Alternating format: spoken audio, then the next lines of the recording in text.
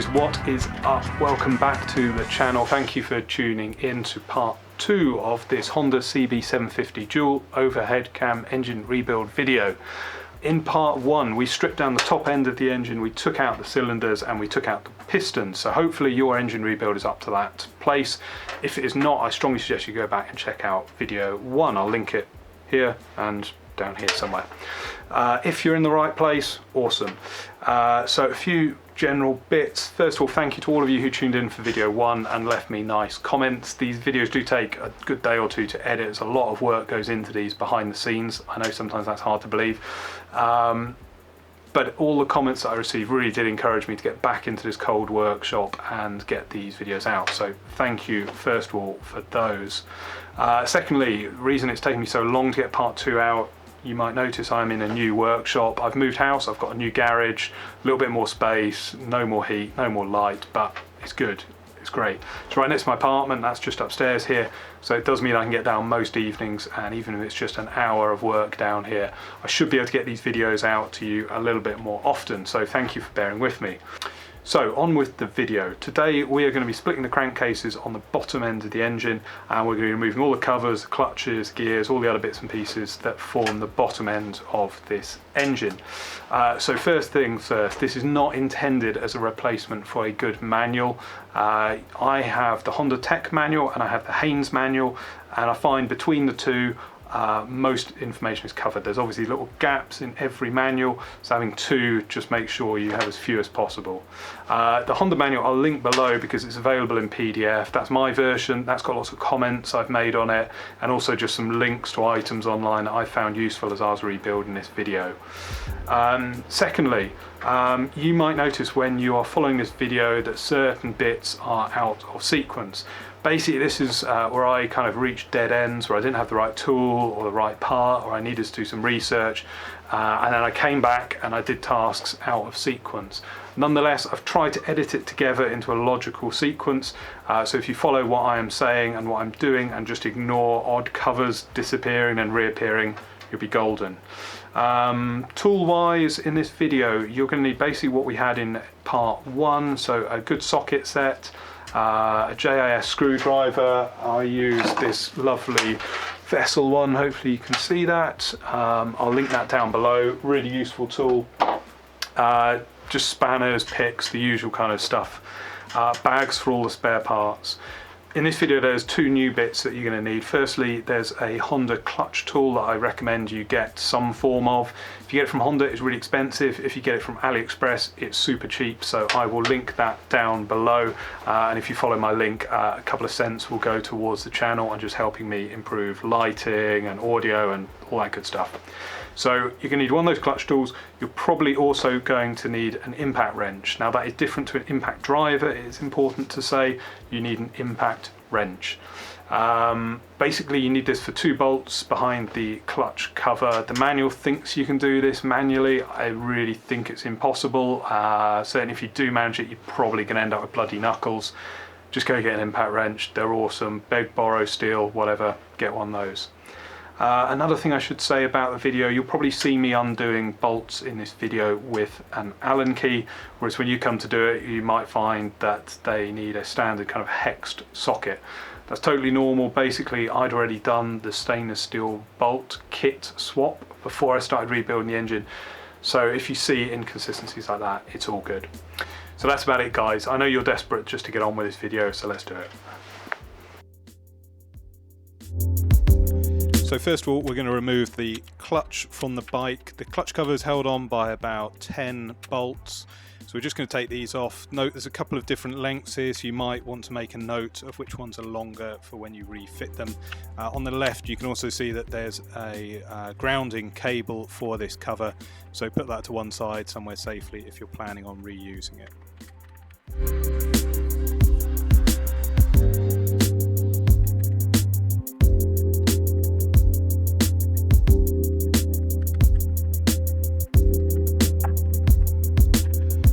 The clutch cover removed, you're going to remove the clutch lifter plate. That's held in place by 6 small bolts.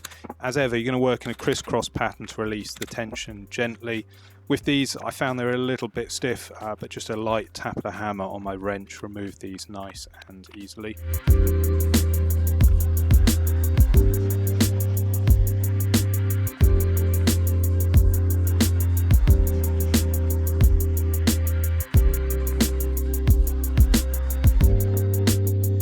In the middle of the clutch lifter plate, you have what's called a clutch lifter guide surrounded by a set of bearings.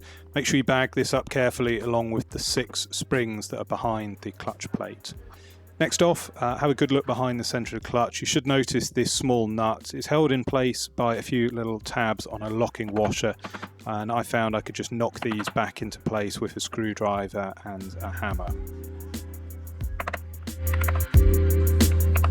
And of course, this is the point you'd ideally use an impact wrench to remove this nut. I didn't have one at this point, so I'll come back to it later in the video.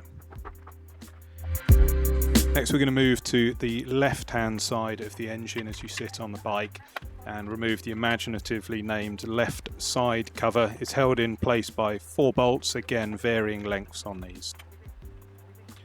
Jumping back round to the right-hand side of the bike, we're going to remove the alternator cover. With this removed, the rotor of the alternator can also be removed. There's a small life hack you can do on this which makes removing it a lot easier. The central bolt can be removed and replaced with the bolts from the rear axle. It's the exact same size. This then allows you to remove the rotor without any expensive tools. I found that once I had the rear axle tightened in place, just a few taps from the hammer on the end of the bolt was all it needed to remove this alternator. It takes a little while, just work gently.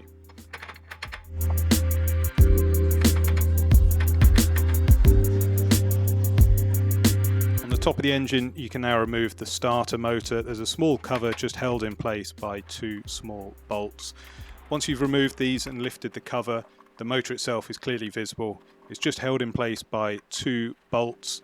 It may feel like a bit of a fiddle rocking this motor out, but once you've got those 2 bolts out, I do guarantee you that's all that you need to actually get the motor out in its entirety. It sometimes feels like it's catching on something, but just work slowly again and it will come free.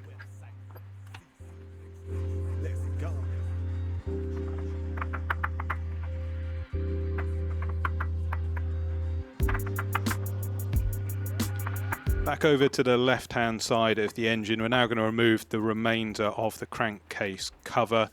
This is a wet component, so when you remove the cover, I've already done it, you may notice some oil leaks out. This is nothing at all to worry about. As you remove the cover, the gears that you can see behind here are essentially your starter motor clutch. This connects up your starter electric motor with the engine itself and disconnects it once the engine's running.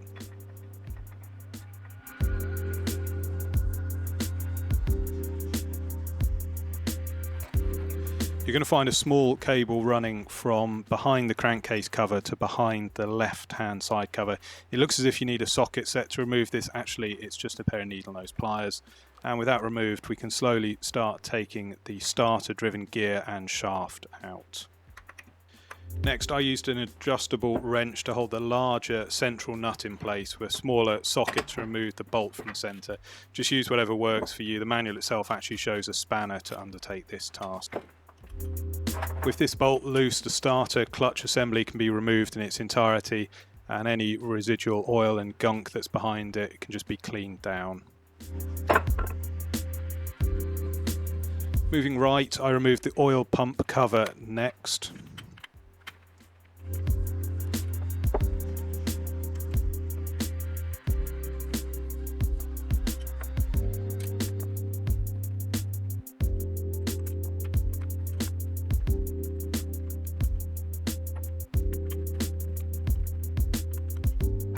I found that the cover was fairly solidly affixed to the actual engines. With the bolts loose and just a couple of taps with a hammer and a block of wood, just broke the seal on this item nicely. And here you can see why I'm rebuilding this engine. Every last little nook and cranny that I touch appears to be filled with absolute crap.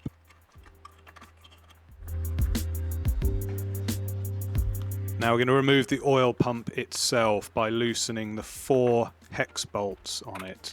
Now it's very easy here to start loosening the two JIS crosshead screws, and particularly if you're struggling to remove the oil pump, it's very tempting to loosen these off. The Haynes manual recommends that you do not, and as you can see from my video, just by removing the 4 standard bolts, it is possible to remove this pump. So have faith, just keep working at it, and don't be tempted to touch those 2 crosshead screws.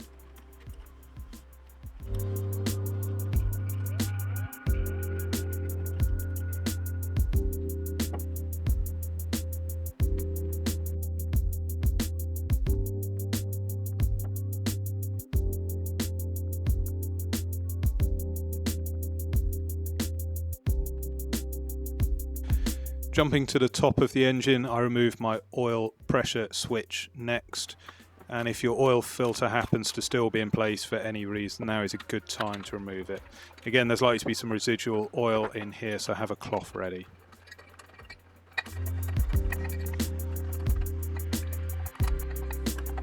So with a kick-ass torque wrench on loan from my brother, I went back to the clutch and tried to remove this. So first off, you're going to need to secure the clutch. I found the easiest way of doing this was to put the bike into gear and secure the front drive sprocket. Again, you can buy a Honda tool for this. I didn't bother. I just cut a simple piece of square steel tubing and put that into the front drive sprocket. Secured it in place with this small little metal tag so it didn't fly out at any point. And then I came back round and hit it with a torque wrench. As you can see, first time it got the nut off without any hassle at all, no bloody knuckles or anything like that.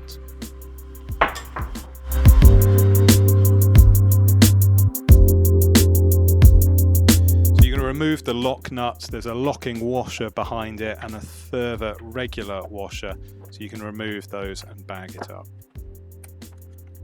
Now the Honda workshop manual reckons you should just be able to lift the clutch out in its entirety as a unit at this point. Now I certainly couldn't manage this. I tried employing the old Irish screwdriver, but no luck. Personally, I found I had to take the clutch centre out to remove a small nut behind it. Now, I have no idea if the manual is wrong or if the previous owner of this bike assembled the clutch in the wrong sequence. Either way, just be aware that you might have to adapt this process to your bike, but essentially the whole basket that I'm shaking here needs to come off the bike.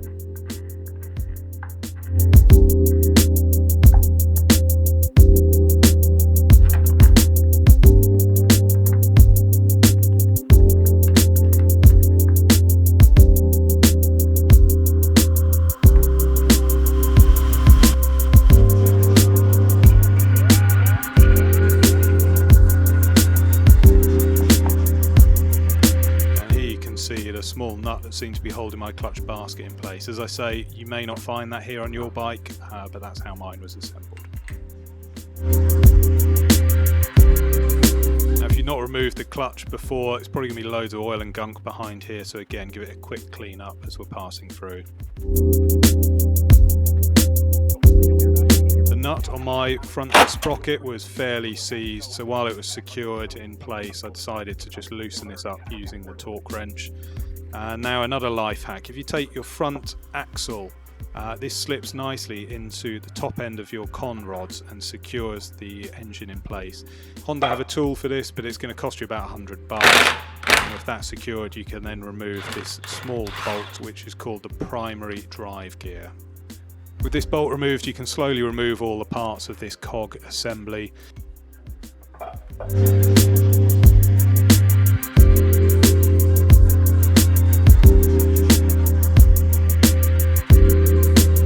See here from right to left, you have the primary shaft bolt, a disc spring, a side plate, a primary drive subgear, and the primary drive itself. These should all just come apart with your fingers, but a small pick sometimes helps separate the suction caused by oil.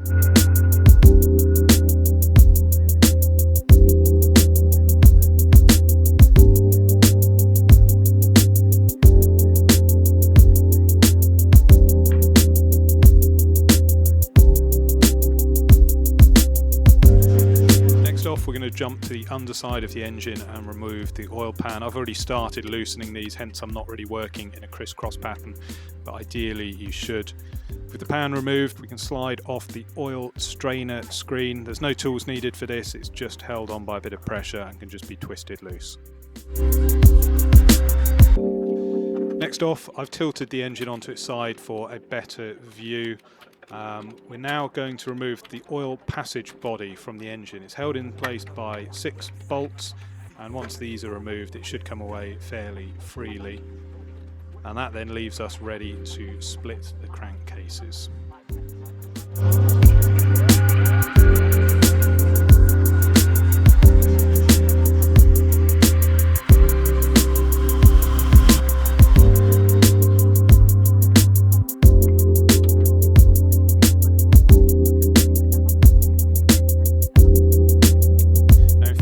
Splitting the crankcase is a fairly easy task. Unbolt 2 parts, separate, celebrate. In reality, you might find you've forgotten to remove some small parts, or you might miss the odd bolt. This really isn't a big deal and should become obvious as you progress. Just take it nice and slowly and be careful not to damage anything. So to split the cases, we're going to remove all the remaining bolts. So you should find 8 on the top when you're viewing it from above, and a further 24 on the underside. Again, ideally work in a crisscross arrangement. Before you start separating crankcases, it is really worth spending 2 minutes just making absolutely sure you haven't missed any of these bolts.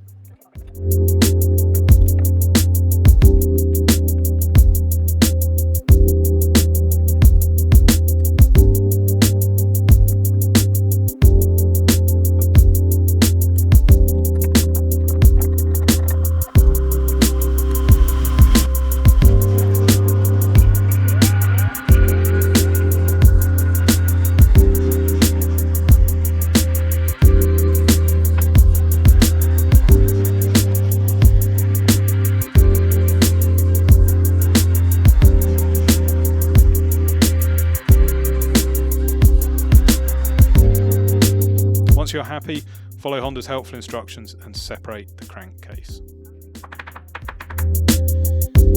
So the hard reality is that this task is probably going to be one of the most stressful parts of the engine rebuild. Here's a few tips that I found that help make the process a bit more straightforward. Have plenty of penetrating fluid ready to apply between the 2 parts of the case. This will loosen it up, just give it a few minutes once you've applied it. Never let any metal tools go between the 2 parts of the crankcase. They're going to damage the seal and they will totally ruin your engine, so don't even think about doing it.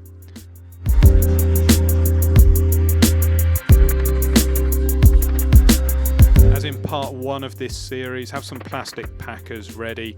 These are gentle enough that they won't damage the metal, but they do let you keep a constant pressure on parts once they've started coming apart.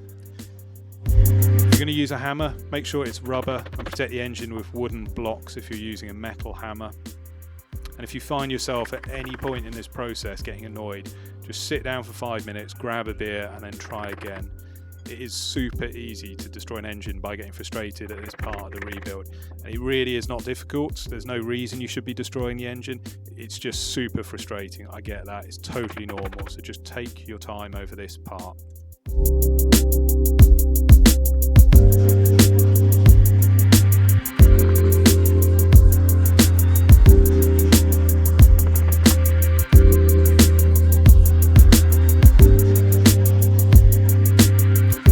Watching along rebuilding this engine along to the video, do just drop me a comment below and let me know how long it took you to split the crankcases. I'm really curious about how long people take to do this. I think I was about 30 minutes start to finish, so just let me know how long it took you, just because I'm really curious.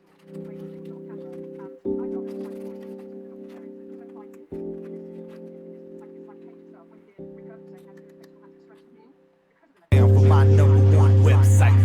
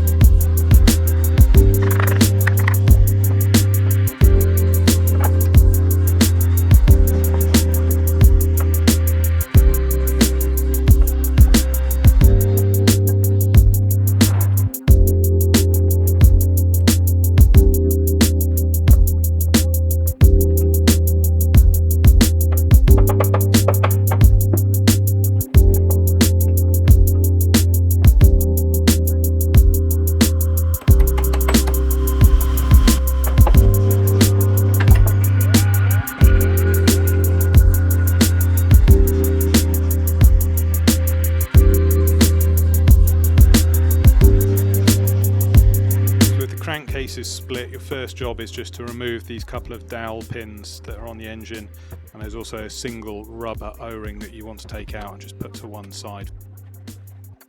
I also really like to give the engine a quick clean when I separate it.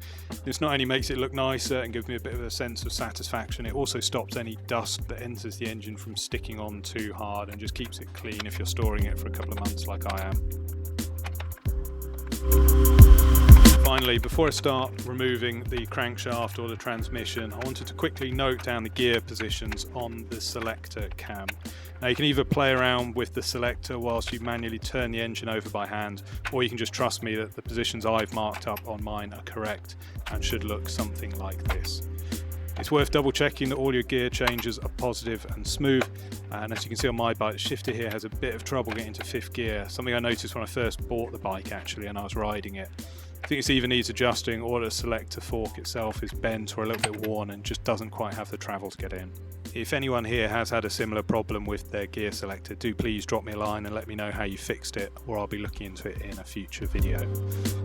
Now just a teaser for the next video, we're going to clean up all of the engine parts and inspect anything that might need replacement or adjustment. Here's a little preview of what's coming up in that video. And if you want to get that as soon as it drops, be sure to hit that subscribe button, and as ever, really appreciate a like.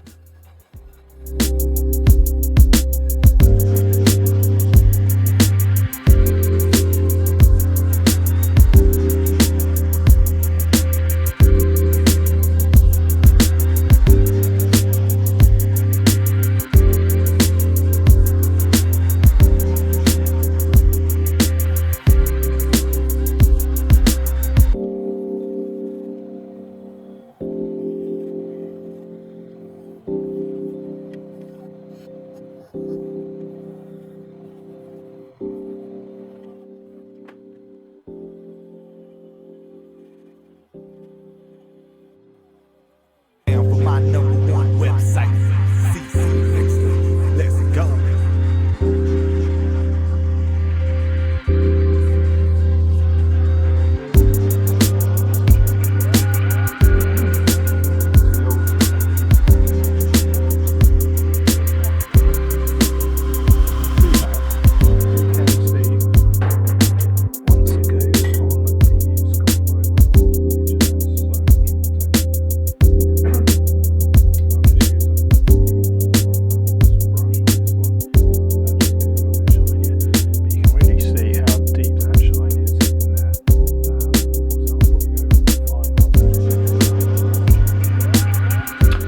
Guys, that's it for this video. The next one will be along very soon. It's either going to be part 3 of the engine rebuild, or it might be the electrics tray, which I've welded and painted and I'm starting to fit out. Just depends on my workflow.